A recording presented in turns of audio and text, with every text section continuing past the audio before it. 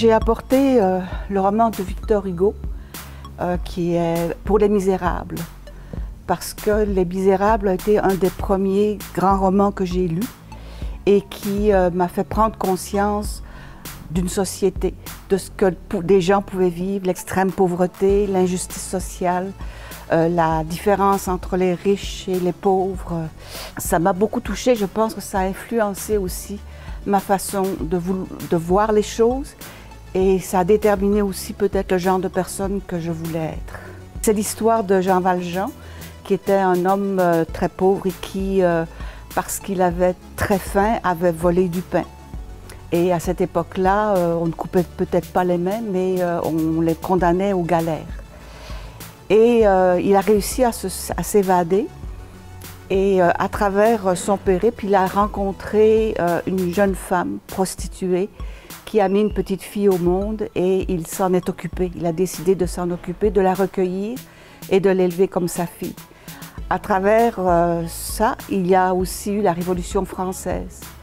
Et donc une histoire d'amour entre l'enfant qu'il avait adopté et un jeune Français qui se battait.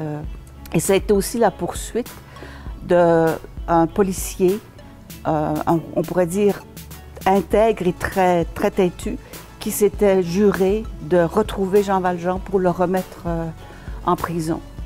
Et cette poursuite d'un policier foncièrement honnête, d'une certaine façon, met en situation notre amour de Jean Valjean qui veut qu'il se sauve et en même temps ce policier qu'on déteste alors il essaie de bien faire son travail.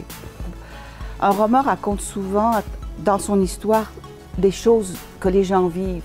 Un roman nous met très près des émotions, et les émotions des personnages et les émotions que l'on partage avec eux.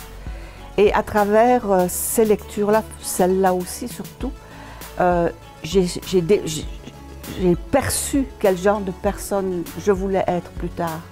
C'est sûr que pour moi, les injustices me vont droit au cœur et c'est quelque chose qui est insupportable. Je suis beaucoup plus portée à vouloir partager et à vouloir me soucier des autres.